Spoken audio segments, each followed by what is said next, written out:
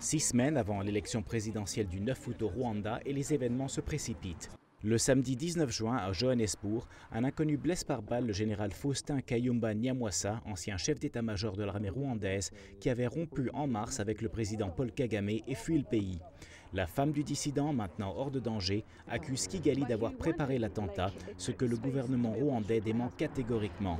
Le 18 juin, un tribunal rwandais ordonne la relaxe de Peter Erlinder, avocat de l'opposante Hutu Victoire Ingabire, pour raison de santé, après 3 semaines en prison. L'avocat américain était accusé de négation de génocide, au même titre que sa cliente, inculpée fin avril. Victoire Ingabire, rentrée au Rwanda il y a quelques mois après 15 ans d'exil, conteste la version officielle du génocide de 1994, qui veut que seule la minorité Tutsi ait été victime de massacres. Elle cherche depuis son retour, sans succès, à faire enregistrer son parti en vue de l'élection présidentielle. Au pouvoir depuis la fin du génocide, Paul Kagame a créé l'admiration de par le monde pour la modernisation et la croissance économique qu'il a su engendrer.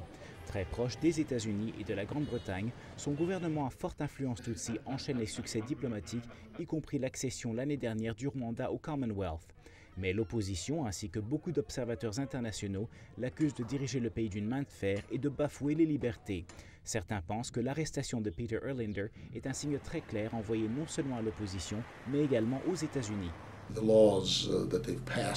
La loi rwandaise interdit toute discussion du génocide de 1994 et des relations Hutu-Tutsi, ce que je trouve très rétrograde. Ça explique l'inculpation de Victoire Ingabire, la fermeture des journaux indépendants, l'adoption de mesures répressives. Tout ça ne présage rien de bon. Et ça crée un dilemme pour les États-Unis. Washington a soutenu Kagame et l'a présenté comme un leader africain d'un genre nouveau. Mais on ne sait pas trop comment réagir. Le 25 mai, l'administration Obama faisait part des réserves américaines face au traitement des opposants au Rwanda.